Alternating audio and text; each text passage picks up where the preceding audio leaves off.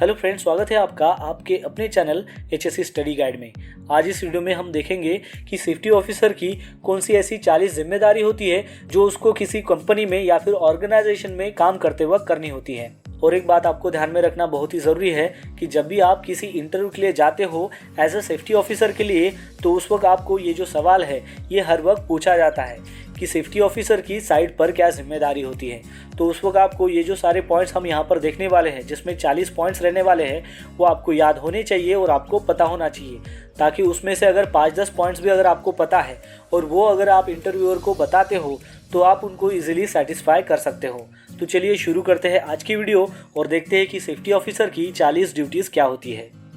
तो सबसे पहला पॉइंट है कि सेफ्टी ऑफिसर जो है वो रिस्पॉन्सिबल है कि जो भी वर्क लोकेशन में हजार्डस और अनसेफ सिचुएशंस है उसको मॉनिटर करने के लिए और उसको एसेस करने के लिए।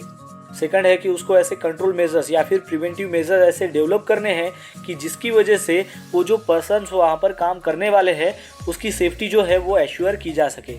फिर उसके बाद है कि जो भी अनसेफ एक्ट और जो भी अनसेफ कंडीशंस उस वर्क लोकेशंस पे है तो वो उसको करेक्ट करना है, और वो करेक्ट करने के लिए उसको जो भी रेगुलर लाइन ऑफ अथॉरिटी है उसके थ्रू ही उसको करेक्ट करना है। फिर नेक्स्ट पॉइंट है कि जब भी साइट पर कोई भी जो अनसेफ एक्ट है उसको प्रिवेंट करने के लिए या फिर उसको स्टॉप करने के लिए आपको जो है वो इमीडिएट एक्शन लेनी पड़ती है। तो उसके लिए आपको उसकी जो इमरजेंसी अथॉरिटी है उसको इमीडिएटली उसको एक्सरसाइज कराना है। फिर नेक्स्ट पॉइंट है कि सेफ्टी ऑफिसर को जो भी एक्टिव और डेवलपिंग जो भी सिचुएशंस है उसको अवेयरनेस करते रहना है और उसको मेंटेन करते रहना है। फिर नेक्स्ट पॉइंट है कि जो भी इंसिडेंट एक्शन प्लान है उस हर एक में सेफ्टी मैसेजेस जो है वो डिलीवर होना चाहिए, वो उसको इंश्योर करना है। नेक्स्ट पॉइंट है कि जो भी प्लानिंग मीटिंग है उसमें उसको पार्टिसिपेट करना है, ताकि उसके थ्रू ये आइडेंटिफाई हो सके कि कौन से हेल्थ और सेफ्टी कंसर्न्स वहाँ पर हैं। फिर नेक्स्ट पॉइंट है कि जो भी सेफ्टी इम्प्लीकेशंस के लिए जो भी इंसिडेंट एक्शन प्लान है उसको रिव्यू करना है। फिर नेक्स्ट पॉइंट है कि जो भी इंसिडेंट एरिया है जहाँ पर भी एक्सीडेंट हुआ है वहाँ पर इन्वेस्टिगेट करने का भी काम जो है वो सेफ्टी ऑफिसर की जिम्मेदारी होती है। फिर नेक्स्ट पॉइंट है कि जो भी HSC प्लान है, यानी कि जिसे site safety and health plan कहते हैं, उसको भी प्रिपेयर करना और उसको इम्प्लीमेंटेशन करने की जिम्मेदारी भी सेफ्टी ऑफिसर की होती है। फिर नेक्स्ट पॉइंट है कि उसको जो वर्क साइट है उसको इंस्पेक्ट करना है, और इंस्पेक्ट करके उसको ये इंश्योर करना है कि वो जो इन्वायरमेंट है वो हजार्ड फ्री इन्वायरमेंट है, यानी कि वहाँ पर कोई भी हजार्ड नहीं है, वो उसको इंस्पेक्ट करके इंश्योर करना है। फिर उसके बाद है कि टूल बॉक्स मीटिंग उसको कंडक्ट करना है।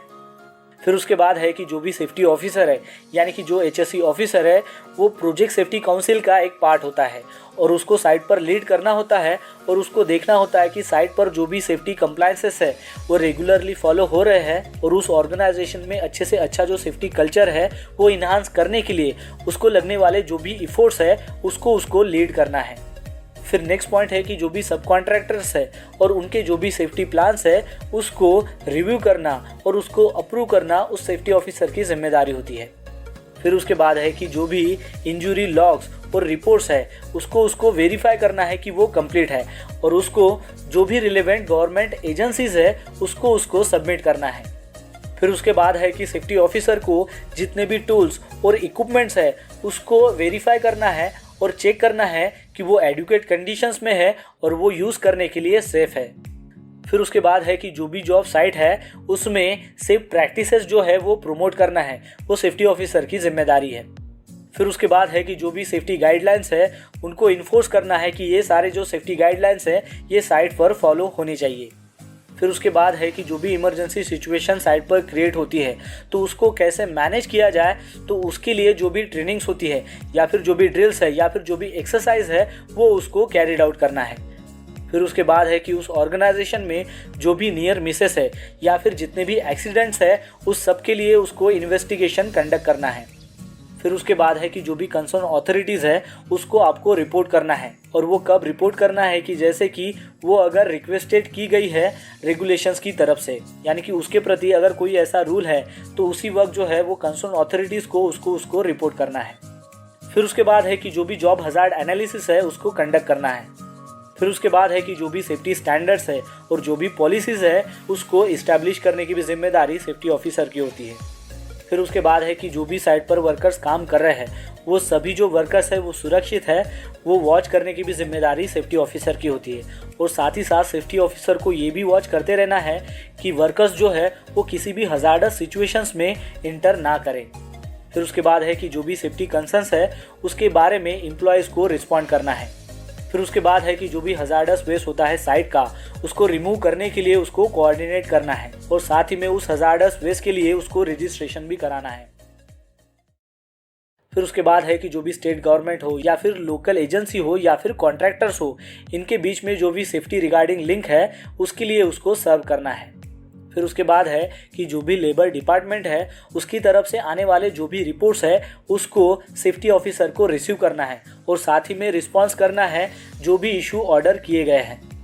फिर उसके बाद है कि जो भी ओशास की मैंडेटरी जो टेस्टिंग है वो अरेंज करने का भी काम जो है वो सेफ्टी ऑफिसर का होता है, जिसमें क्या होता है कि जो भी वर्क प्लेस है उसको इवेल्युएट करने का काम जो है वो एक्सटर्नल एजेंसी या फिर कंसल्टेंट के थ्रू किया जाता है। फिर उसके बाद है कि जो भी occupational health and safety policies और प्रोग्राम है उसको डेवलप करने के लिए जो भी सपोर्ट है वो सेफ्टी ऑफिसर को करना होता है। फिर उसके बाद है कि सेफ्टी रिलेटेड जो भी टॉपिक्स है जैसे कि नॉइज़ लेवल हो गया, मशीन को कैसे इस्तेमाल करना है, इसके प्रति जो भी एडवाइस है और इंस्ट्रक्शंस है वो भी सेफ्टी ऑफिसर को देना है। फिर उसके बाद है कि साइट पर जो भी एक्टिविटी होने वाली है उसके रिगार्डिंग जो भी रिस्क असेसमेंट है वो उसको कंडक्ट करना है और उसके रिलेवेंट जो भी प्रिवेंटिव मेजर्स है उसको इन्फोर्स करना है साइट पर, ताकि वो अच्छे से फॉलो हो सके और वहाँ पर इम्प्लीमेंट हो सके। फिर उसके बाद है कि जो भी एग्जिस्टिंग पॉलिसीज़ है या फिर जो भी मेजर्स है उसको रिव्यू करने की भी जिम्मेदारी सेफ्टी ऑफिसर की होती है और साथ ही में उसको अपडेट करना है अकॉर्डिंग टू लेजिस्लेशन। फिर उसके बाद है कि जो भी occupational health and safety training है जो एम्प्लॉयज़ और एग्जीक्यूटिव के लिए कंडक्ट की जाती है उसको ऑर्गेनाइज करने का भी काम जो है वो सेफ्टी ऑफिसर का होता है। फिर उसके बाद है कि जो भी वर्क प्रीमाइसेस है उसको इंस्पेक्ट करने का भी जो काम है वो सेफ्टी ऑफिसर का होता है और उसमें उसको आइडेंटिफाई करना है कि उस प्रीमाइसेस में कोई इश्यूज़ है क्या या फिर कोई नॉन कन्फर्मिटी है क्या। जैसे कि कोई अगर मान लो पीपीईज का इस्तेमाल अगर नहीं कर रहा है तो वो उसको आइडेंटिफाई करना है। फिर उसके बाद है कि जो भी वर्क प्रीमाइसेस में इंस्टॉलेशंस किया जाता है, मेंटेनेंस किया जाता है या फिर जो भी सब्सटेंस है उसको डिस्पोजल किया जाता है तो उसको ओवरऑल लुक करने का यानी कि देखने का जो काम है वो सेफ्टी ऑफिसर्स का होता है। फिर उसके बाद है कि जो भी वर्किंग प्रीमाइसेस है उसमें कोई भी अगर अनसेफ एक्ट है या फिर कोई भी अनसेफ कंडीशंस हो या फिर कोई भी अनसेफ प्रोसेस हो वो अगर आइडेंटिफाई होती है और जिसके कारण डेंजरस या फिर अनहेल्दी सिचुएशन क्रिएट हो सकती है तो ऐसे एक्ट को सबसे पहले स्टॉप करने की जिम्मेदारी जो है वो सेफ्टी ऑफिसर की होती है। फिर उसके बाद है कि साइट पर अगर कोई इंसिडेंट अगर होता है तो उसको इन्वेस्टिगेट करना है और डिटरमाइन करना है कि उसके कॉजेस क्या है और फिर उसका रिकॉर्ड मेंटेन करके रखना है ताकि वर्कर्स का जो भी कॉम्पनसेशन है वो क्लेम किया जा सके। फिर उसके बाद है कि ऑर्गेनाइजेशन में कोई अगर इंसिडेंट ऑकर होता है तो फिर उसका रिपोर्ट बनाकर उसको प्रिपेयर करने की भी जिम्मेदारी जो है वो सेफ्टी ऑफिसर की होती है और फिर उसका स्टैटिस्टिकल जो भी इंफॉर्मेशन है वो सभी प्रोवाइड करना है अपर मैनेजमेंट को। और फिर उसके बाद है कि साइट पर जो भी PTW सिस्टम चालू रहती है उसको मॉनिटर करने की भी जिम्मेदारी जो है वो सेफ्टी ऑफिसर की होती है। तो दोस्तों आज इस वीडियो में हमने जाना कि सेफ्टी ऑफिसर की कौन सी ऐसी 40 जिम्मेदारी होती है जो उसको किसी कंपनी में या फिर ऑर्गेनाइजेशन में काम करते वक्त करनी होती है। तो बस आज के लिए इतना ही, मिलते हैं नेक्स्ट वीडियो में एक नए टॉपिक के साथ में। तब तक के लिए टेक केयर, बाय बाय।